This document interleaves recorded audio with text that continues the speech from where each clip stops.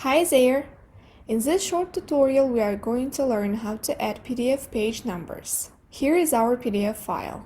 We put numbers here, bottom right corner, but you can put it anywhere you want. If this tutorial is useful for you, like and subscribe us. So let's start. Go to any browser, type PDF page numbers. Go to the site, select your PDF. And here, for example, you can change the first number and it will count from 2.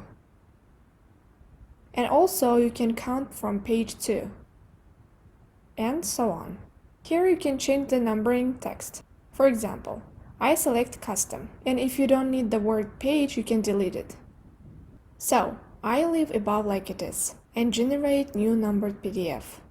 Boom, it's ready to download. Here it is.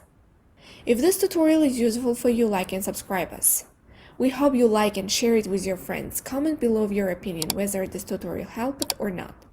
Thank you for watching and supporting us. Ta-ta for now!